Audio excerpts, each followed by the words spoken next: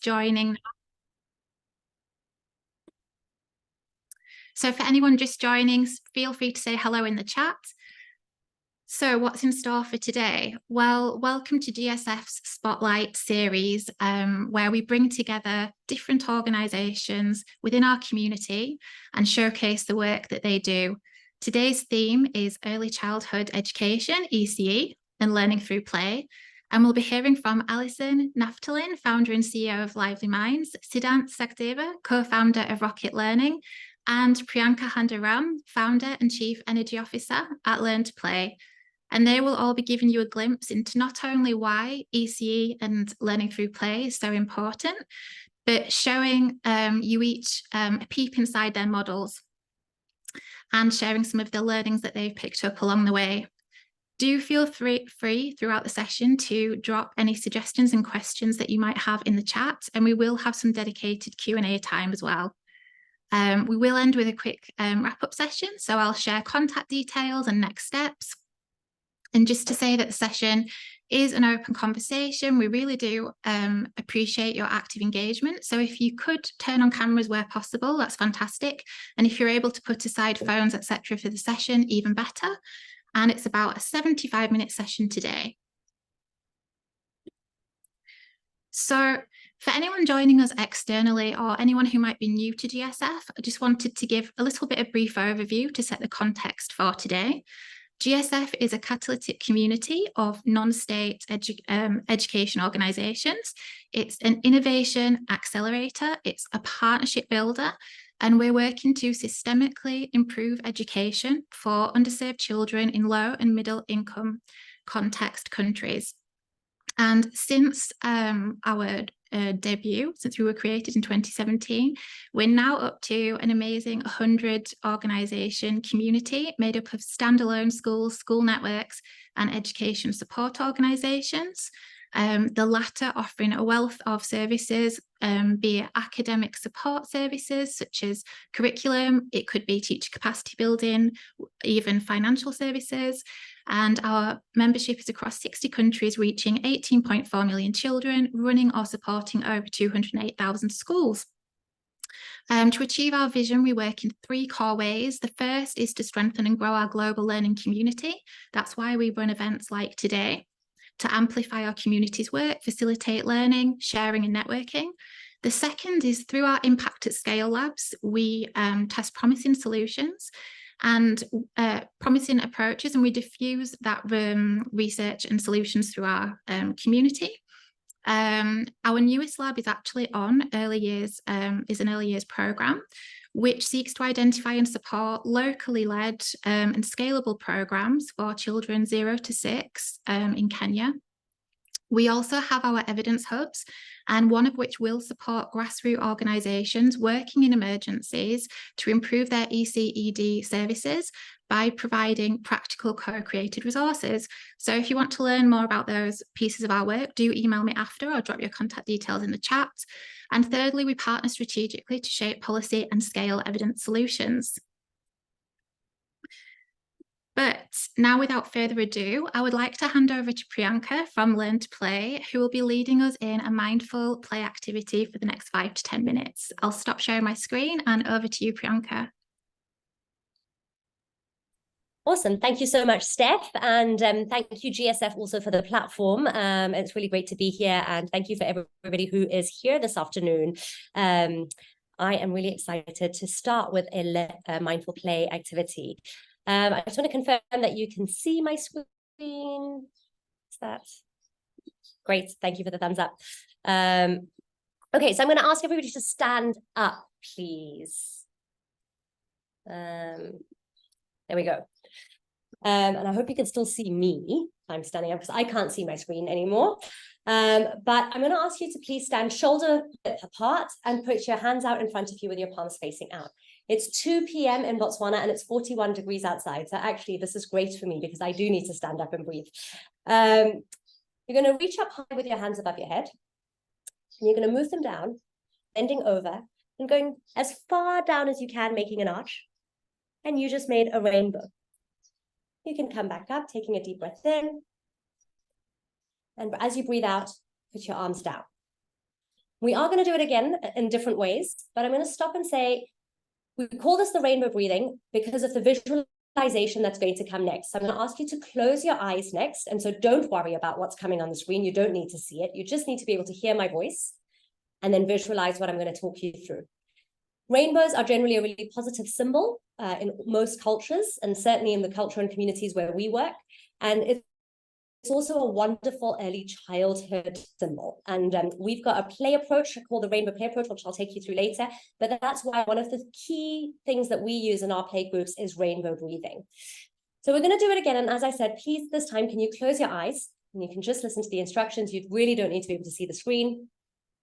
And we're going to practice our breathing with a visualization as well. So you're going to put your hands in front of you again with your eyes closed. Breathe in as you take your hands over your head. And breathe out, and this time go the opposite direction. So I went to my right before, I'm going to my left.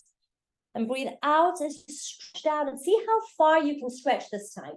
Can you touch the ground with your arch? Breathing in, come back. Stay up, your arms up, over your head. And you're going to go down to the other side. But this time, I want you to imagine yourself as the color red.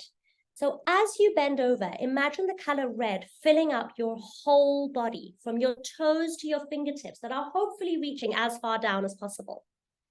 You have become the color red. And I also want you to think about what that color means to you. As you become the color red, do you feel love? Do you feel anger? Do you feel heat? Do you feel energy? What's happening in your body as you imagine and visualize yourself as the color red? You can breathe in and come back with your hands over your head. And then breathe out and take it to the other side. And this time, become the color orange. Feel the color orange painting every cell in your body. Keep breathing in and out with the color orange filling your whole body from fingers to toes. And imagine what this color does to your body. Are you feeling happiness? Are you feeling a sense of calm? What happens with the color orange? Breathe in and come back. And we're going to do one more color just so that you really get to experience it. Breathe out to the right or to the left again. And imagine yourself as the color purple. So you're now the end of the rainbow, and the color purple is filling up every part of your body. You've got purple toes and feet, ankles, legs and knees, thighs, hip bone, waist, tummy, chest, shoulders, neck. You've got purple in your face and in your ears, purple till the tip of your head. And what are you feeling with the color purple? Are you feeling friendship? Are you feeling relaxation? Are you feeling sad and disappointed?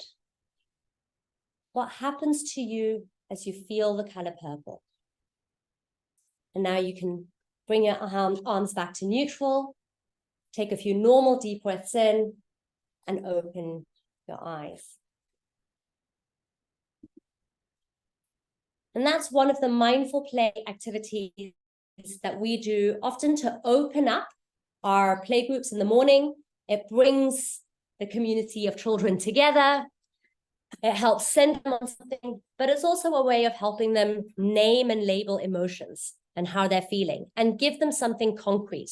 So for young children, emotions are sometimes really difficult to talk about. They don't have the vocabulary, but colors are something that we talk about all the time and we use in ECD.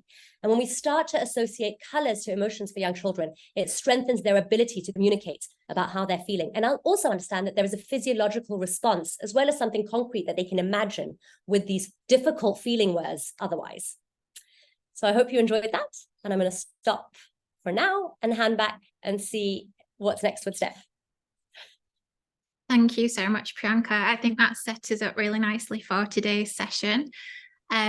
So without further ado, I'd love to hand over to our hosts today. So Priyanka is also joined by Alison and Siddhant, who are each going to share with us why ECE is so important, what are the benefits of learning through play, and give us an overview of each of the approaches they take. So I believe Priyanka is kicking us off, and then if I could ask Alison to follow and Siddhant, and just to say that after each of our hosts has shared a bit about their approach, I will pause and see if we have a couple of questions from anyone before our hosts kindly share some of their learnings with us, if I had knowns, which might be helpful for anyone who is about to launch into this area or is developing their offer in this area. So Priyanka, take it away. Perfect, thank you. So I'm sharing again, and hopefully you can see that, and I'm just going to minimize that in case you can see that too. Okay, so really I'm just going to start with why do you need to care about early childhood education? And I'm going to give you a bit of a personal story here. My background was not in early childhood education. It was in secondary school English and remedial literacy. When I got married and moved to Botswana, I married into a family that was like the entire family worked in university education. And all I heard them complain about was how so many students are entering the university system with, just really behind where the global student population was at that level. And it obviously got me thinking about why that's the case. And the more I researched it, the more I found that the biggest gap in education in Botswana was in early childhood education. At the time, and now it's at over 20, but what we're seeing already in Botswana is strengthened primary school leaving examination results, more students staying in school, and I genuinely believe that the correlation is with early childhood education. And that's because it provides this foundation for lifelong learning and success. So through early childhood education, I hope I'm not repeating things that you already know, but neuroscience research proves that 90% of our brain develops by the time we're 5 years old. So anything that we need to intervene, the foundations for any learning that needs to happen later on in life in primary and secondary education, the foundation for that needs to begin in the 0 to 5 years. It's the most critical period of brain development. And so if we're not intervening at that stage, then there's always going to be room for people in my profession, which used to be remedial education. We're going to constantly be playing catch up and remediating learning for the rest of a child's educational career because they don't have strong foundations in early childhood education. For us, that early childhood education doesn't need to look like formal preschools and daycare centers. It can look like really hands-on caregivers, mothers, community groups that are providing the care and stimulation that young children need. And I think that brings me then to why I care about ECD. It's not just about academics. It's really about the social and emotional skills through early childhood education, which if we're doing it in the best way possible, you'll hear us all talk about play today. Children are building relationships with each other, with themselves. They're using play to learn about the world. And they're through that developing resilience, empathy, self-awareness, self-confidence. I could keep going. I could do a whole hour session on the promotion of social and emotional skills in early childhood education. But one of the other things that's come out of research is how early childhood education actually reduces inequities and achievement gaps. So I talked about how through access to early childhood education, we're seeing better results in primary and secondary school already in the last 7 years in Botswana. But further, we're actually getting more women into the workforce. We're helping families break cycles or intergenerational cycles of poverty. And I think the power of early childhood education from a socioeconomic perspective is often ignored or underestimated. But when you look at what the population studies are showing about it, the impact can be huge for entire countries when you're able to achieve that access at a much larger level in most countries. And I speak specifically for Botswana in the African context, where we've got the biggest gap in access to early childhood education. And I've got a quote there that we use often at Learn to Play, which is, if we change the beginning of the story, we change the whole story. And I really think that says everything that we need to know about why we need to have this focus on early childhood education. But as I said, I think you'll hear all of us speak about play. And on our board sits one of Botswana's national health coordinators, a medical doctor, and she's given a prescription to play. And we say it as a joke, but actually the need, the medical, physiological, developmental need to play is so powerful that it can actually transform entire communities. And, you know, it brings me back to the middle point on the previous slide, where through play, children are building trusting relationships, because that is how a child communicates. You know, I'm a mom of 2 young children. When my children have had a hard day at school, they don't come to me and say, Mom, can we talk? They say, Mom, will you play with me? And that's how we build trusting relationships. I know from experience in early childhood education, but also again in my home environment, that through play, we can help children meet developmental milestones across multiple different developmental domains. So yes, there's the academic needs of literacy and numeracy and communication, but there's also developmental milestones, their physical development, their gross motor, their large muscles, their fine motor, and play can actually help children achieve all these different developmental milestones in the first 5 years. I've talked about self-awareness and self-confidence. In addition to that, through play, children, and through role play and projecting experiences, children are actually able to understand their world, understand experiences and scenarios, process good and bad emotions. Their teddy bear can be sad or sick, and it's not them that's feeling sad or sick. They're able to project that difficult emotion onto a toy and then process that understanding in a non-threatening way. Through different types of play, we can develop resilience. And I think this is particularly important, again, for the communities that we work with, where children are living below the poverty line or in refugee camps or in informal developments. And in those situations, play actually is this tool to develop coping mechanisms from trauma and difficult situations to give them this positive sense of well-being. We've seen play being able to help children develop empathy and compassion towards themselves, towards each other, and towards the environment around them. So at Learn to Play, we've got a very sustainable play approach where all our learning resources are made from the environmental recyclable materials. But actually what that's doing is when they're playing with recycled cardboard that's now a beautiful play material, they're actually developing this empathy and understanding about the world around them as well. And then I think there's something called executive functioning skills. If you have heard of this, then I apologize because I'm repeating something that you know, but if you haven't, executive functioning skills are the most critical life skills you need. It's your ability to make decisions and choices. It's your ability to self-regulate your behavior and emotions. It's your ability to manage your time. And I think there are some of us as adults that still struggle with that. But it's your ability to direct your basic choices and through, should I build with the red blocks, the green blocks, and just making simple choices and decisions like that, where it's not an adult instructing a child's choices and processes throughout the day. And executive functioning skills, strong executive functioning skills, have been directly linked to a higher IQ and better academic performances later on in life, far more than higher literacy levels or numeracy levels. So again, I'm going to pause there and see if my co-host, Alison or Siddhant, you've got anything you want to add as your powerful tool for ECE.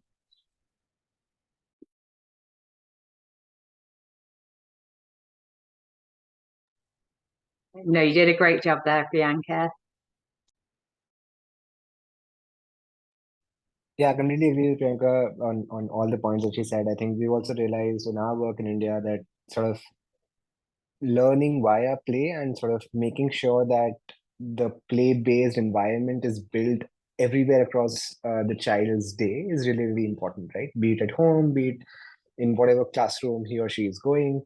And I think that ideology also needs to be really percolated across schools, daycare centers, parents, caregivers, so that really becomes the surrounding, a healthy surrounding for the child to learn and grow in. But yeah, I think I'm very excited for the session and totally aligned with what Priyanka said. Awesome, thank you, Steph. I'm going to hand back to you. Yes, well, actually, you can carry on if you like, Priyanka, and share what you do with your approach, and then we can move into Alison and Siddhant, if that's all right. That works. Okay, so now I can tell you a little bit more about Learn to Play. So Learn to Play is a non-profit based in Botswana, but here's our mission statement, and also a picture of one of our students doing a nature painting activity. As you can see, he's built a beautiful paintbrush from leaves and sticks. But we're inspired by play and informed by the African continent, and we're making play-based early childhood education accessible in Africa, and through 3 different approaches. One is through our community play groups, the second is through our educator training, and the third is through positive parenting programs. And the reason for this is to make sure that every child has the opportunity to reach their full potential.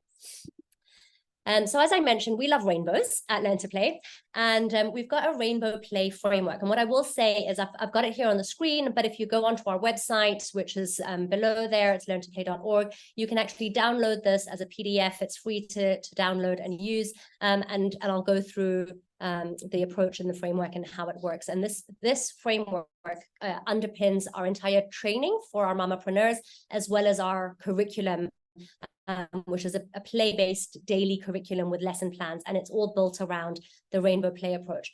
And the idea behind the rainbow play approach was really simple. We started working with women and mothers in communities, and we wanted to use early childhood terms like social and emotional development and fine motor development.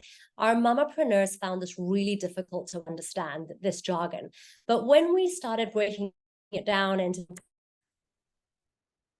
well, you're the red mama, and you're the orange mama, and you're the yellow, they understand that, and they felt they really felt empowered over that, and they could take ownership over this because it was suddenly color-coded and it was something that made sense to them. Bearing in mind that the mothers that we work with who run our playgroups are women from the same communities where so we broke up the key domain early childhood development into these 6 areas of the rainbow. And I really want to reinforce the fact that we have 6 key developmental areas. And I think this is quite unique to Learn to Play, or at least it was when we first started Learn to Play, because a lot of the programs we've seen before and since have maybe 4 or 5 at the maximum of these domains. And so what we've got is a critical component of ECD or ECE is social and emotional developments. That's the red area there. And then a separate developmental area called fine motor development and sensory skills. And then the yellow is early literacy and communication. The green is gross motor, so our large muscle groups. The blue is our cognitive functioning, so usually things like problem solving, numeracy, things like that. And then the purple is creative thinking. And the idea behind this, and as you can see, it's obviously in a circular way and all equal size. And the idea behind this was that all 6 of these areas play an equal fundamental importance in the child's first years. And often with education programs, you see a stronger emphasis on literacy or numeracy. Truth is, with early childhood development, you can't separate these areas from one another. So though we have this framework that's very clearly defined in these colors, I like to say, imagine a spider's web on top of the rainbow play approach that's showing how everything is interconnected and woven together through this web. Because as you're playing games and nurturing children's social and emotional development, they may well be developing those motor skills and running between places. You might be doing an early literacy and communication activity through that confidence and another social emotional skill.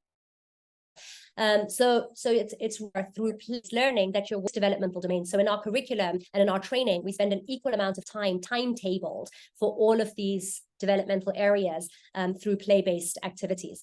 And the way the framework is structured, you'll see on the outer circle, we've taken articles from the United Nations Convention for the Rights of the Child. So it's got children's rights outlined as part of the framework. And the reason again for this is in the communities where we work, we want to reinforce that children have rights and they've got their own set of rights that are very different to human rights. But amongst that, we've got the right to play. And so we've actually outlined that twice in our framework, and it's emphasized in the fine motor area as well as in the gross motor area. And in the others, we've got the right to the freedom of expression. And so when we teach children literacy and communication skills, it's not just because we want them to be able to read when they get to primary school. It's because we want them to be able to meet that basic human right or child's right of having the freedom, the ability to express themselves, so the tools need to express themselves. And that carries on across. So each area is linked to a right of the child. And then what you see in the middle circle is our how, is the process. So when you're doing social and emotional development, when you look at that, if you were to take a picture, if you're doing a fine motor skill, it would look like exploring with your small muscles. And if you're doing a literacy activity, it would look like making connections in some way, whether that's flashcards and making a connection between the picture you see and the vocabulary word you're learning. But that's the play process. And then the inner circle is the name of our station. So we have play stations in all our play groups, and these are the names of the play stations. And this is where I say our mamapreneurs found this easier when we then had to train them in early childhood education for us to say, okay, so if you're the red mom, and we give them different colored aprons, and so they wear their red apron, and then they know they're doing a social and emotional activity, so they're doing a group game. If they wear their blue, they're doing a learning activity, and that's just made it really visual and clear for the development and the implementation of our programs. That's a core part of our approach at Learn to Play.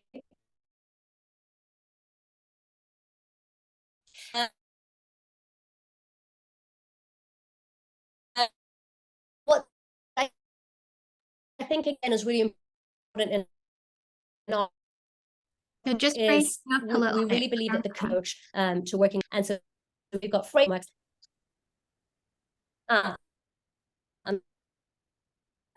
Hopefully this is better, but I'm also going to switch off this, if that helps. Our communities, so they've got some core elements like the rainbow coach. They've got to be able to foster in all of those different areas. But how they do that, we really want to give them ownership over culturally relevant games, local resources, get the community involved, get the parent involved, so that they're able to make this theirs in their community. And then, like I said earlier, we have everything is about a sustainable play approach. So it's all about readily available resources, and the mamas are from the community themselves. So our people power and our resources are readily available. And that helps to make sure that our program remains low cost and scalable, but also that the community really feels that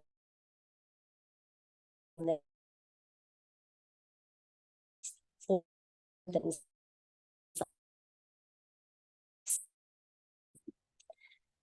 But one of our key elements is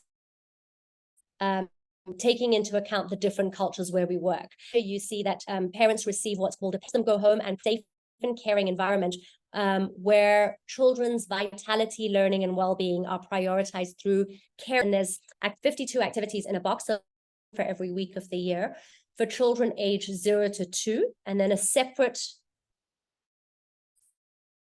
52 activities for children aged 2 to 5, and the resources that they need to deliver these activities in that box. And again, they're all from within the communities themselves.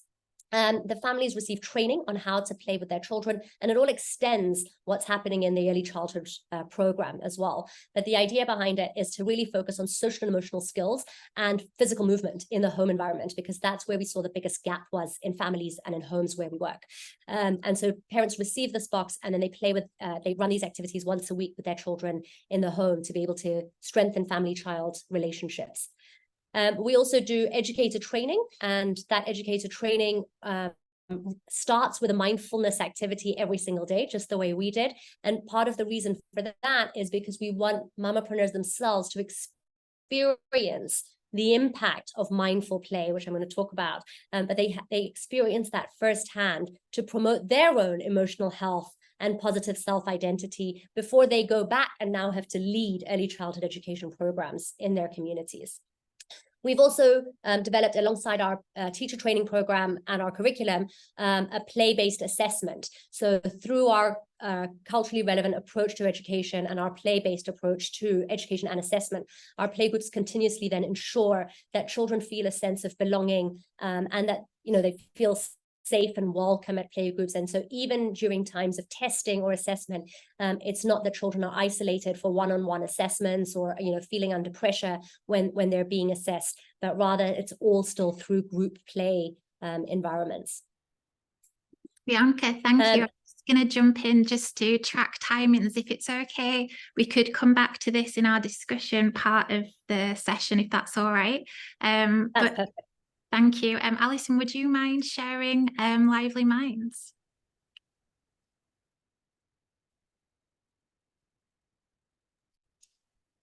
Alison, you're on mute, I think. I am, yes, I'm just trying to get, here we go. Are you guys able to see the presentation? We do. Excellent. Hi everyone, I'm Alison Naftalin and I'm the founder of Lively Minds. We work in very rural, hard to reach communities in both Ghana and Uganda. And the challenge that we're really trying to solve is, how do we get quality early childhood care and education and learn through play opportunities like the type that Priyanka has just been talking about? How do we get these opportunities to kids in hard to reach rural communities? And how do we do that quickly and cost effectively? Because we know there is so much unmet need in these communities. We know that these are the communities that are the least likely to have quality, formal pre-primary care and learn through play opportunities. So, for example, where we work in Ghana, Ghana is really quite far ahead of other countries on the African continent, because there are 2 years of kindergarten that are compulsory in the state education system. But what we see in Ghana is, even though kids have the chance to get preschool and to have kindergarten, the quality of the kindergarten class is not there. So all of the challenges that we see in the normal primary education setting, so large class sizes, lack of trained teachers, lack of learning resources, those just trickle down into the kindergarten. So we know that children are not getting quality ECE in the school kindergarten. We also work in Uganda, where there is no state provided kindergarten. So again, we know that in these rural communities, the opportunities for a child to access ECE is just not there. So when we're looking at this challenge, what is the best way of getting quality ECE to these hard to reach groups? What we do at Lively Minds is we look at, well, who are the people who are best placed to provide ECE? And for us, the answer is actually, it's the parents, because a child spends the majority of their time at home, and it's the home environment and the home setting where there is the most opportunity to influence a child's development. But unfortunately, in hard to reach and deprived rural communities, parents are often not providing quality care and education for their child, for really the simple reason that they don't believe that they are capable caregivers. So what we typically see is parents in deprived communities will say, well, I've never been to school. How can I help my child to learn? That's the work of the school. Or they might say, but I live in poverty. I don't have the resources that it takes to educate and care for my child. Or they might simply not have the education or the confidence or the skills or the information that they need. So our solution is pretty simple, which is that we empower marginalized caregivers so that they realize that they have the capability to provide quality care and education themselves using their own resources. So the way our program works is that in each community, we train between 30 to 40 mothers. Most of the mums have never even been to school. So over 90% of the mums that we work with are completely illiterate and hadn't had any or have not completed primary school. So we train these mums to run educational playgroups for all of the pre-primary kids in their communities. So these playgroups, they're not kindergartens, they're not daycares, they're simply a couple of hours throughout the week. Each mum will take it in turns to run a playgroup in a large group for up to 2 hours a day. So we're not overburdening the mums, and it's basically, it's an informal community run group. So you can see a picture of a typical play scheme. This one is in Uganda. So the kids are just playing on a tarpaulin mat, playing with just cheap locally made games. We also provide the parents with regular parenting workshops to teach them simple, low-cost ways that they can provide quality learning and care at home. So, for example, we teach them about nutrition and how they can find nutritional foods in their own communities that don't cost them money. We teach them ways that they can incorporate play and stimulation into their daily routines. And we also, since COVID, started running a radio program in local language for parents, again, that teaches simple, cost-free activities that parents can adopt at home. I've mentioned mothers a lot. So the play groups I mentioned are run by mums, but we also do separate activities for dads to teach dads ways that they can engage in play with their kids. I'm sure many of you on the call will realise that often in these traditional settings, there is a social norm which really sees that childcare, and in particular play, is the role of the mum and not the dad.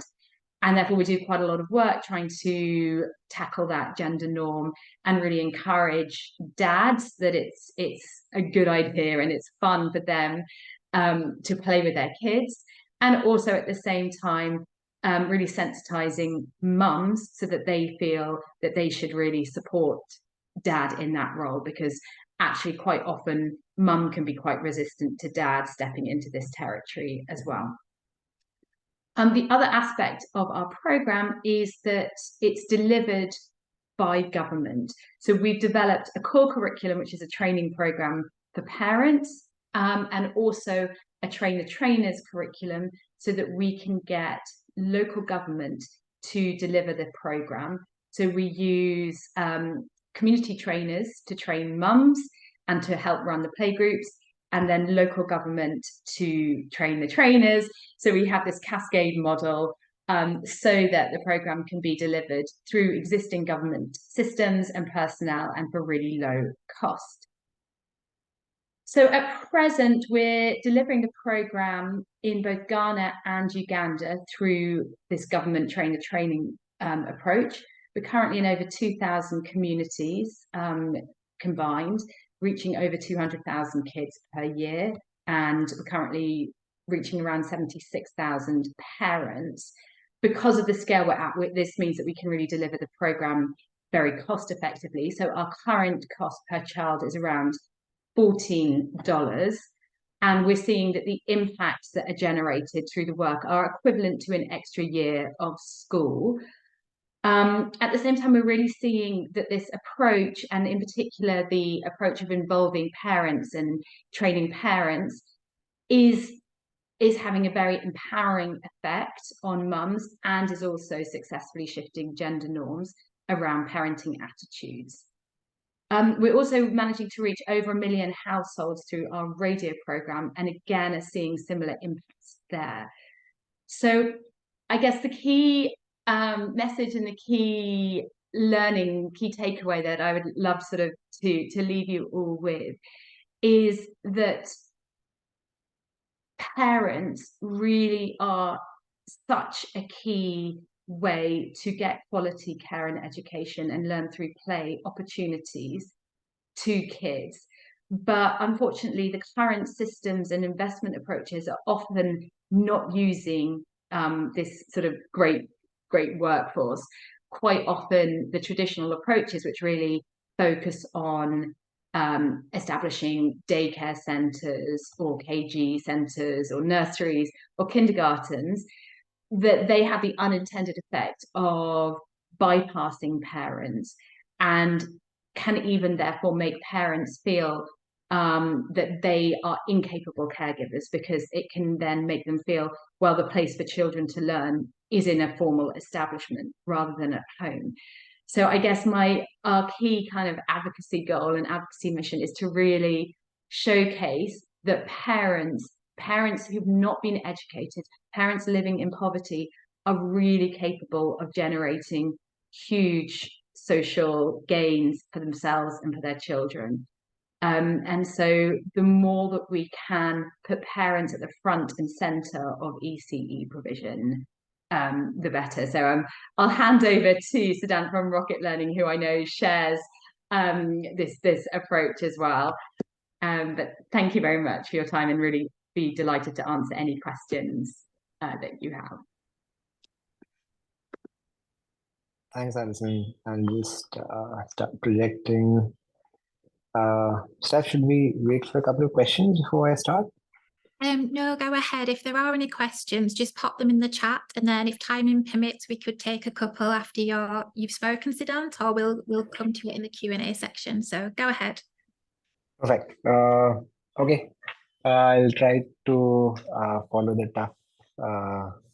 As I do the tough after following both Alison and Priyanka. I'm Siddhant. I'm one of the co-founders at Rocket Learning. I think the need for ECE has been very well established by both Priyanka and Alison.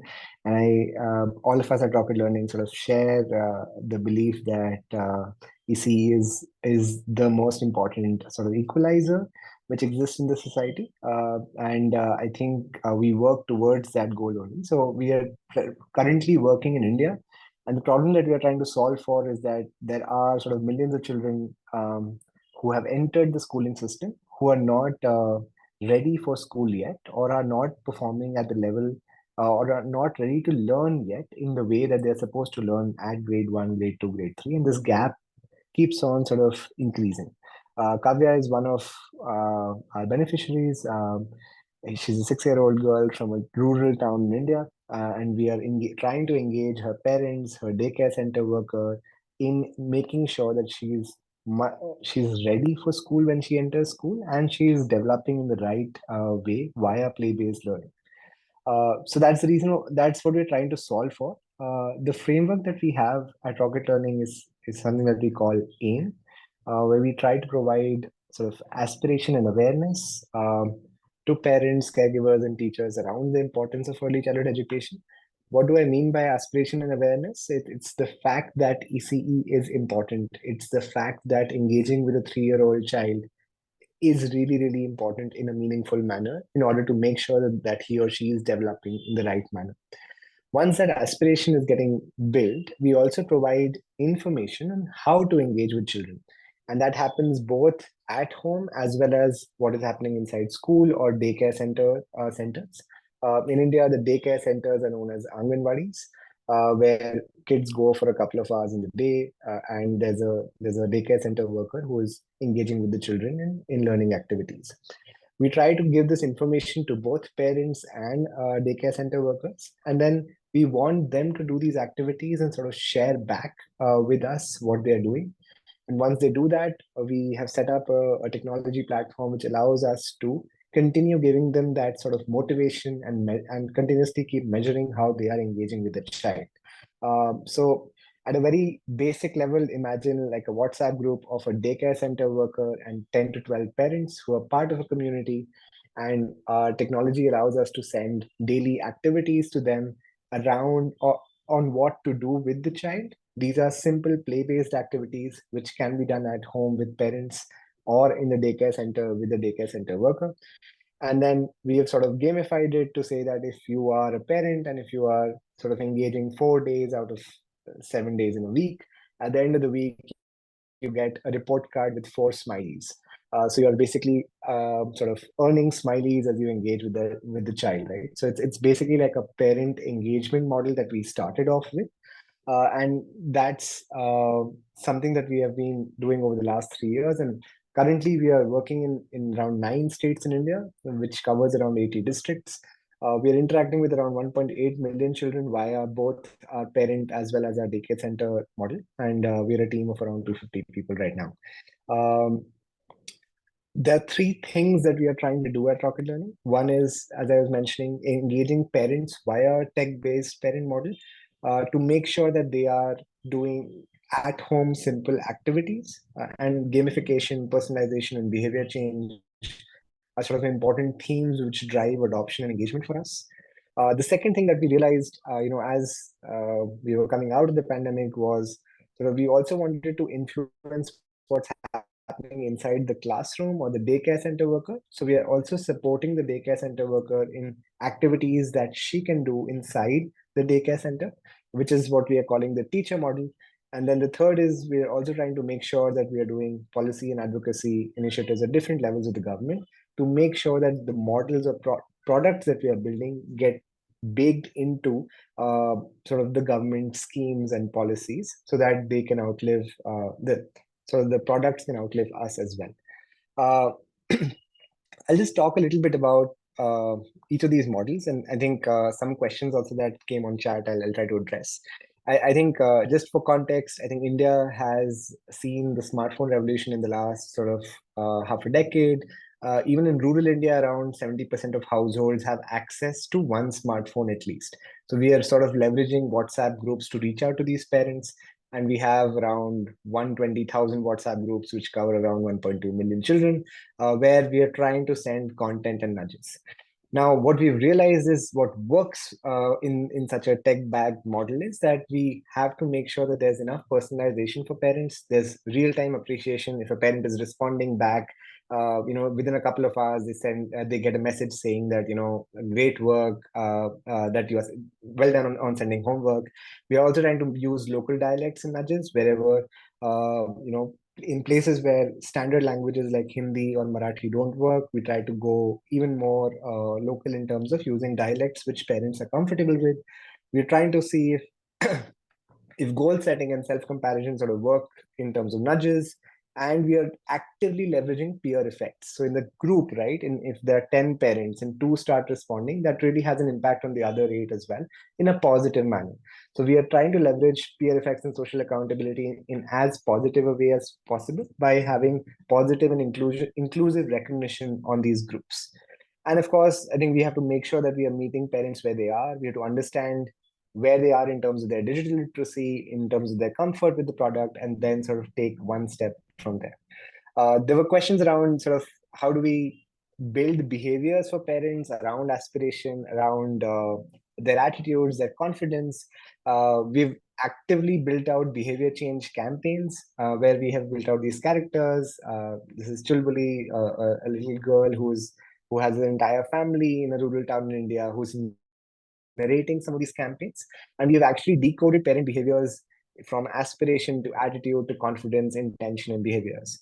Very similar to what Alison was also saying, we've realized that confidence in caregivers is really, really low, especially if their own education is not, they're not educated themselves. And we are trying to actively address some of those by having specific campaigns which target building confidence in caregivers as well. Because we do realize that if a platform, they have to traverse this journey from aspiration all the way to behaviors for them to become equipped in participating in these programs. So we're also trying to actively target behavior change for parents. This is just a glimpse of how daycare center centers look like in India. And just to give a flavor of a daycare center worker, this is a woman between the age of 40 to 50-year-old who's part of the community, who's looking after the daycare center and earns very little but has strong community. And we are trying to leverage these daycare center workers who are already government-run centers as the backbone for early childhood education delivery. And we're trying to make sure that can we empower them via sort of getting help in terms of capacity building, pedagogy, and suggesting what are the activities that can be done inside the classroom. Again, we're doing that via a combination of technology and capacity building. We are giving them activities that they can do inside the classroom. And we're also working on their own professional development as teachers and educators. And we're giving like a certification journey for Anganwadi workers, as well as sort of support in quality of classroom instruction. all of this that we are doing is in partnership with with government systems. So our outreach is B2G2C. It's not directly to parents, caregivers. It's via government programs. None of the 1.8 million parents who are connected with Rocket Learning actually know Rocket Learning's name. In fact, half of them believe that the automated technology that sends them the content is their daycare center worker, which really works in our favor because it gives more credit to the existing systems which are already there, and it enables better adoption of the practices that we want caregivers and daycare center workers to do. This is a bit of a glimpse of our journey. I think we started off in a couple of districts with 50,000 children around 3 years ago, and we've been scaling up and doing impact assessments as we go along. I think impact assessments have held true in terms of our theory of change, which means that parents who are engaging on the platform, their children are showing better learning outcomes, and their behaviors are also showing positive trajectories. Again, these studies have been done with external researchers as well as some internal studies as well. And we're now sort of working with close to 1.8 million children. And we, of course, want to keep expanding while also making sure that some of it is getting baked into policy narrative, both across India as well as across the global South. I'll just pause here. I think that was about Rocket Learning. Happy to answer any questions on chat or otherwise. Thank you, Siddhant. I think that brings us nicely actually into the Q&A part of our session. So if anyone does have a question for each of our presenters, whether you'd like to unmute and ask them or pop them in the chat, we'd love to have some time on that now. And if I may ask, it is that time where I just ask you to briefly pop on your cameras just for a few seconds so we could just take a quick screen grab for our newsletter, and then we'll get going with the questions.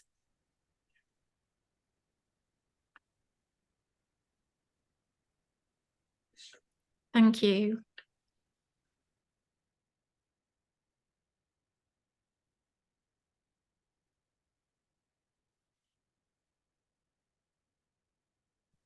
How are you going to get us all on one screen, Steph, is the question. I have to do two lots. Okay. And I'm hoping that my colleagues have got some backups because I am not the best photographer, digital or real life. So I've done what I can, everyone. Thank you for that. So I'll stop talking now. And would anyone like to go first with a question? Who has got something for Siddhant, Alison or Priyanka? Having a look at the chat as well, just in case.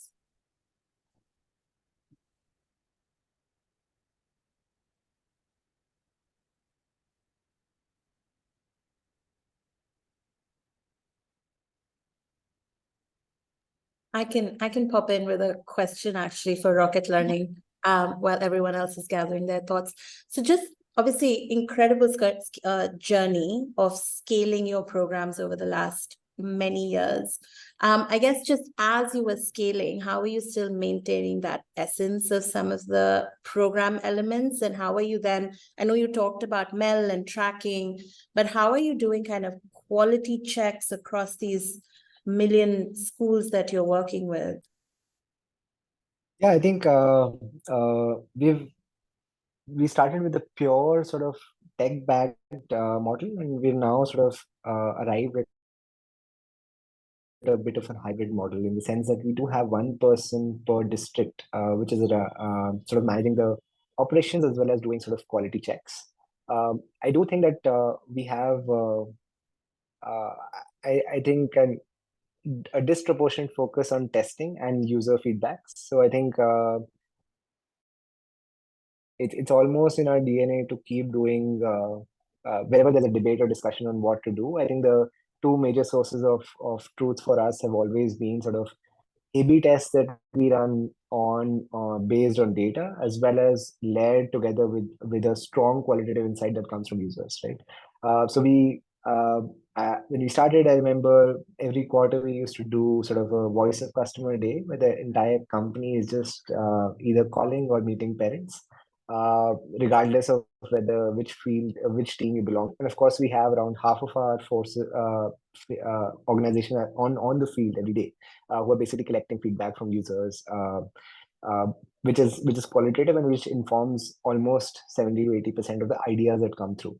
But yeah, I think it is. We're also trying to build out tech-based use cases to figure out certain patterns. So, for example, on worksheets, our tech team is building out automated correction use cases using ML.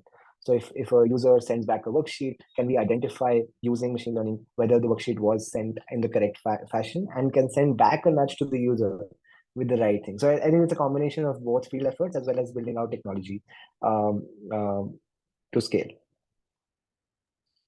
Thank you, Siddhant. We also have a question from Shilpa, who works for the Avasar Foundation. I can read out your question, but feel free to also join in, Shilpa. She says that they have 6 preschools, and she'd like to know more about social emotional learning activities in the classroom. They are conducting activities like gratitude time, magical words, moral stories. Would one of our presenters like to share a little bit about that? Social emotional learning, maybe activities you're doing, the benefits you've seen of those.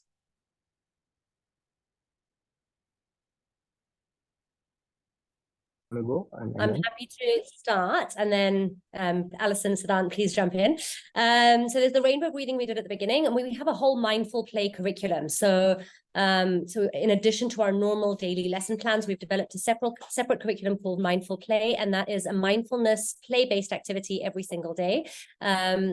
And so I can maybe tell you a few of my favorites.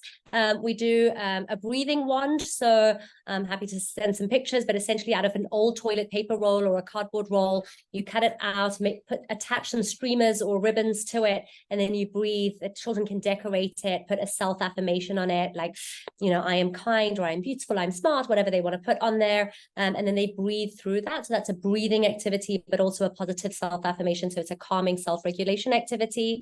We do lots of collaborative games, and that really helps to foster social and emotional skills. So definitely things that involve pair work or turn taking, or having to work together to solve a problem. Sometimes it's about even just giving them some, like a Lego or building blocks model to copy, and then together in a pair, they have to copy the model that the teachers created. So those are just different kind of collaborative work activities that help to foster social and emotional learning. But there's also just simple visualizations. We do lots of different breathing exercises. So one that we do for self-regulation is for children to imagine that they've got a bowl of porridge in front of them, and then they're going to breathe in and take a really deep breath in to smell their porridge, and they're going to go, and then they're going to breathe out to cool their porridge down because it's very hot, and they go and breathe out from their mouth and cool their porridge down. And they visualize it. So they use their whole body, they're using their senses, they can close their eyes. I mean, there's lots of different ones. We do ones where we actually go out and collect leaves or petals from the environment around us. And then again, they smell the flowers and then blow the leaves away. And that's very concrete because they've got the flower petals or the leaves in front of them. But a lot of these are to help children develop strategies to manage and regulate their own emotions for when they are either overstimulated or upset about something, but also just to calm their mind and bring their attention back into the learning environment. So this is some of our mindful play ones, but please, I'm sure Alison, you've got lots of others. Yeah, I think go ahead, Alison. You go ahead, it's fine, Siddhant. No, I just want to add, I think while sort of social emotional activities focus on the child, I think Priyanka covered really well. There are also some practices that make the child comfortable within the classroom, within the teaching learning interaction, that we also focus on when we're doing capacity building. We were recently in a training of tribal schools in a state in India. And I think our content lead was just explaining that if you are looking down at the child and if you're at the same height as the child, right, the amount of difference that it can make in the comfort for the child is unimaginable, right? And I think if you're doing a group-based activity where the teacher is actually taking the effort to sit around and the children are in a circle or standing and the teacher is sitting, then the comfort of children is also way up. And we actually tried this as examples with a set of teachers, with a set of children, and they were able to see it themselves. So I think having some practices which facilitate more comfort for the children within the classroom as well, I think also really, really. Do you want to add anything to that, Alison? No, I think it's been pretty comprehensively answered, but I can have a go at the question that's just come through about how to get parents to be informed and to enjoy play, which I think is a great question. I think when we're often asked, especially by our government partners, I think government partners and policymakers, I think, are often concerned, and they have maybe a perception that parents want schools in particular and learning to kind of look very serious. And so I think there is a concern amongst policymakers that parents will reject learn through play or play-based approaches because they want to see kids sort of learning to read and do maths and whatever else it is. Actually, we have never experienced that from the parents that we work with. And as I say, we've worked in over 2,000 communities now. So I think that what I just generally say is, if you explain to parents this is why play is important, and you show it to them in a way that engages them. So we use play-based approaches to explain how children learn. Then I think it's the case is sort of automatically made. So, for example, in our program, when we're setting up in a new village, most of the parents in our communities can't read, can't write, although they know the numbers. They can't recognize a number. So, they will know this is 2, but they won't know this is what the number 2 looks like. So we therefore introduce a whole load of games for parents to teach them the numbers, and it makes it fun for them. And then they realize, oh my goodness, we've now learned to count from 1 to 10 and we know what these numbers look like. Wow, you can learn a lot through play. And then they want to go and play with their children. So I do think that if you look at fun, engaging ways to stimulate parents, the case is very, very easily made. I also actually think it's really important to explain the neuroscience, to explain the science of play to parents. It's really important to give people information so that they can make their own choices. So we also really make sure that we're doing that as well.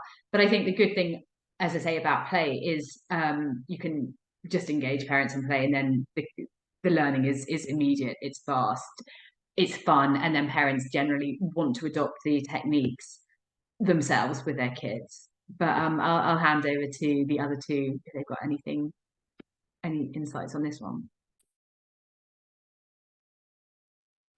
I agree with Alison. I think that there are perceptions that parents have, though, on what the child should be doing, which might be informed by people around them, by the communities that they live in, by what they've heard or what they themselves know, right?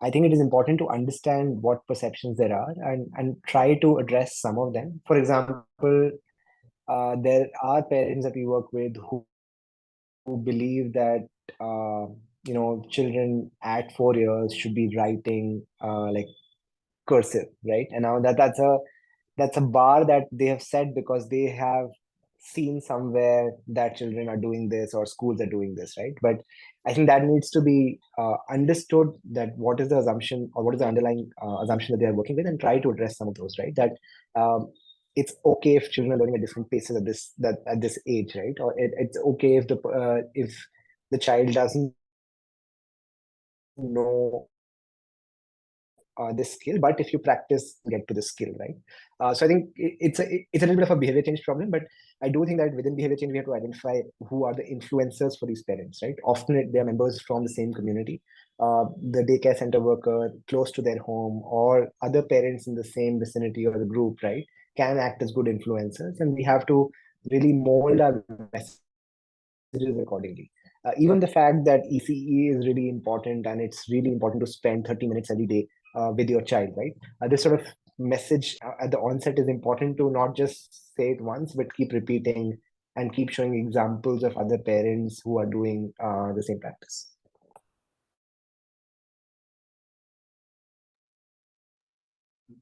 I think I just want to add and just say that from what Alison said, whenever we ask a parent what their dreams and wishes are for their child, there's never been a parent that hasn't said, I want my child to be happy and healthy. And that's first. And play is one of the easiest ways to help parents achieve that goal for their children. Before they want their children to do well at school, before they want their children to become a doctor or a lawyer or whatever else, they want their children to be happy and healthy. And I think when you show them that play is your way of engaging with children so that they are happy and healthy and you're happy and healthy with them, it becomes something that you don't need to advocate for anymore. They're experiencing it. And depending on time, I mean, I'd love to show like a 30-second clip of where we've had parents get involved, and exactly what Alison says, that they're experiencing the impact of play themselves. Do we have a second for that, Steph? Or yeah, we've got a couple of minutes if you have a little clip. Sure. Let me bring this up. Can you see the screen? Perfect. So it's just going to press play. So this is in Uganda, and you'll see caregivers of all types and levels, fathers, mothers, teachers. They're all engaging in a mindful play activity so that they can do the same with their children.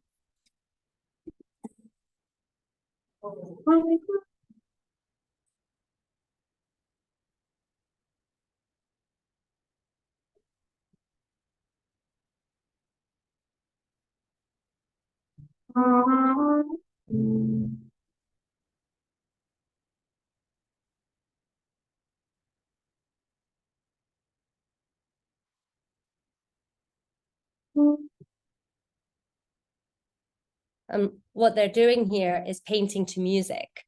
So we played 3 different types of music, and they had to follow the music and paint according to the music that they were listening to. So some of it was very fast, some of it was slower, and paint out the emotions that they were feeling, and using colors, using words, using pictures, could be abstract, concrete. But it was an activity that actually the parents, we said, do it as a child, but they did it for themselves. And they expressed their emotions and their experiences through this activity, and then suddenly got to experience the impact. We had parents in tears, we had parents laugh, we had, you know, all sorts of emotions come out of that activity, and suddenly they realized the power that this would have for their own children. Thank you, Priyanka. Unless anybody has a question, there's another question in the chat, but I just want to give everyone the opportunity to unmute if there was anything someone wanted to ask out loud. Hello, this is Asha from Bangalore, Hippocampus Learning Center. I have one question. So we work in rural Karnataka as well as the semi-urban places. So we take teachers from the different backgrounds. So it is, you know, to make them understand that play is a way for the children to learn. They understand it, but their major focus is towards cognitive development than other areas. So, you know, how do you rehydrate that all the areas through play is important. Yeah. I can take that. I totally agree. I think I'm aware of the work that Pantos does, so very nice to see you here. I think it does take it's a combination of working as direct capacity building initiatives for teachers, but it's another thing to align the state curriculum towards it, have a month where, let's say, the theme of learning is introduced or other initiatives are tried. I think it takes a combination of push and pull there, because some teachers are naturally sort of motivated towards that. But I do understand where you're coming from. A lot of teachers would come with the idea that cognitive skills might be more important, and you can't directly change their behavior overnight. So I think you'll have to introduce some things in the curriculum itself which sort of account for that, both in terms of thematic inclusions as well as inclusion at the activity level. So I think we've tried both these in combination and have had different degrees of success on each of them.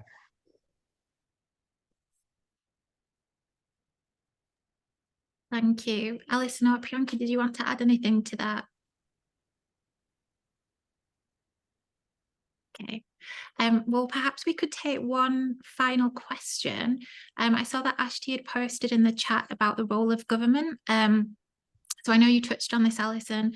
Ashti said she'd just love to hear a bit more about government engagement and support in the countries. So how bought in and supportive is government to play-based learning? Sure, and I've just had to go up. Oh, I think I've answered that in the wrong. I just thought I'd answered it, but I actually sent it as a direct message. So I think in a lot of countries, the kindergarten or year one curriculum is play-based and is a strong learn through play curriculum. So I think it often isn't the problem with the policymakers and the curriculum developers. I think often the problem comes down to implementation, that there isn't an easy way to deliver against the play-based curriculum aims, because you have, in Ghana, for example, there's on average one kindergarten teacher to 56 kids without teaching learning materials. The teacher often hasn't been trained in learn through play methods.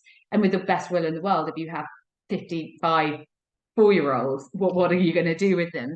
So I think that's why, in our case, that's why working with parents is so critical, because the way that our program works in Ghana is that the parents run the play schemes inside the school classroom, so that the parents take it in turns to come into the school to run a play group there. And that enables essentially the curriculum to be delivered upon. But I think this is why there is, I think, a challenge in scaling up kindergartens and quality kindergartens. And I think this is where there is opportunities to look for innovative, alternative approaches. And I think that some of these are going to be more effective in actually delivering play-based learning opportunities. It's especially in low middle income countries. It's obviously easier to do if you've got smaller classes and more resources, but that I think it's very challenging to do in under-resourced education systems. Thanks, Alison. I'm just conscious that we're coming up to time, so I just want to kind of wrap up and share contact details. I know we still have a question or two, so let me just put follow-up details on the screen, and then if we have time for a question before we exit, we can. We're also going to launch a quick poll. If you wouldn't mind just filling in the top 2 questions at least, that would be great feedback for us for the sessions going forwards. But just before we do finish, I wanted to make sure I said a big thank you to Alison, Priyanka and Siddhant for your insights today, and I'm sure everyone wishes we had a few hours to delve into this even further, but I will be sharing some feedback with some takeaways. I know Siddhant had a little video he wanted to play as well, so there will be more to come. Please do contact Alison, Priyanka and Siddhant with questions if we haven't got around to them today.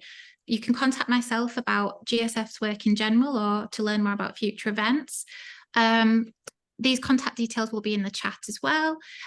Also, for anyone who's in our community and subscribed to our newsletter, that's where you'll see upcoming events information. And for anyone who's joined externally today, we will add you to our newsletter so that you can also be in the loop. If you would prefer to be opted out, let us know in the chat.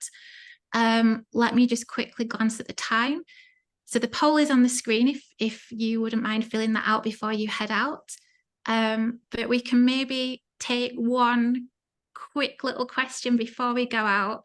And I think it was, you're not on my screen anymore, but I think it was Pradeep, you had your hand up. Yes, listen, but let the poll gets completed. I'll ask then. Okay. we can maybe be simultaneous. If you'd like to go ahead. Sure. Yeah. So I think excellent presentations both by all three organizations. So Siddhant, just wanted to understand more about the use of WhatsApp. Like, is it who are managing the parents groups, and how exactly you are reaching to parents group on a daily basis? Are the Anganwadi workers are the intermediary and they are using? And how are you solving the device issue? Because the families that we all are work with, at times device is a major issue. And to Priyanka, that box, toy box, game box is a great idea. Is it a standard box, or you change it based on the community, geography, urban, rural, those kinds of scenarios? Yeah.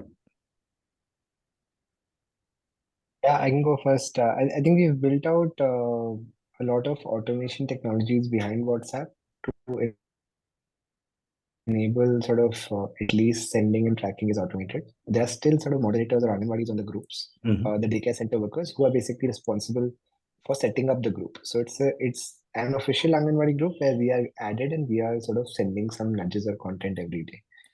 So we don't have to depend on the daycare center worker for sending content, though the group is set up by hers. So it's an official school group in that sense. So I think this is very good decorum, and community norms are set up very well. We don't feel like spams coming there and all that, because parents know that it's an official Anganwadi group. On the device side, I think we work across India. So we work in Uttar Pradesh as well, and we work in, let's say, Maharashtra, where differing smartphone penetration levels are there. However, in the last 3 years, we've seen that the increase in smartphone penetration has been around 10 to 15% each year, right, at the household level. But we do have to understand that sometimes there are single smartphone households, right, where the smartphone is, let's say, leaving at 9 a.m. and coming back at 7 p.m. So we have to be inclusive in the sense that sometimes we try to get one activity actually way before 9 a.m. so that at least one of the caregiver can see the activity and do it at home. Most activities don't require the use of the mobile phone. So you just have to see, this is the activity I have to do. I can do it at home and I can send them back. But we are trying to map out the user, a day in the parents' lives, and trying to fit our product around it. Not the other way around, because we have to assume that parents have their own life, have their own work, and they have to find time. Right. Thanks, Siddhant. And thanks for the question about the parent play box. So at the moment, that is a standardized parent play box. So there's 52 activity cards for each age group, as I said, 1 per week. And then the resources that they need. And it really does give everything that they need. There's no assumption that if we say a toilet paper roll, that we give the toilet paper roll, because there are definitely households that don't use toilet paper or have those rolls.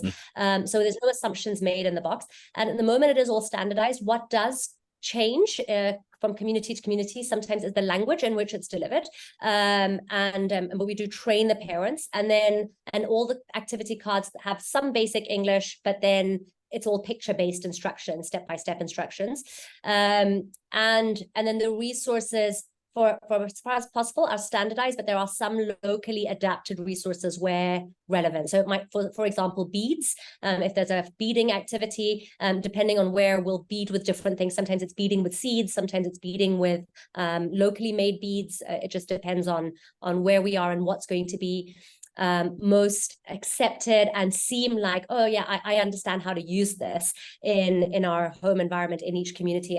I think what I've noticed, certainly from traveling to different ECD programs, is often donors give these really fancy resources and toys and puzzles that are so beautiful that actually sometimes parents and children are afraid to open them and play with them. And you see these wonderful donated boxes and they've never been touched or used. And 2 reasons. One is they don't feel like they know how, or ownership over those resources.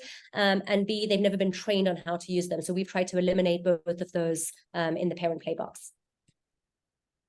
Thanks, Priyanka. Thank you so much. Well, we're slightly run over, so I just want to thank everyone for hanging on and being so interactive and engaged today. I'm going to let you all go because I'm sure you're all really busy, but there will be takeaways, there will be follow-up. We will be sharing some of our other community members' work on social media around this topic too in the following weeks. So watch out for our social channels. But thank you again, Siddhant, Alison, Priyanka, amazing. And thank you everyone for joining. See you next time. Thank you, everyone, and thank you, GSF. Thanks to the GSF team. Thanks everyone for listening in. Thank you Bye. very much.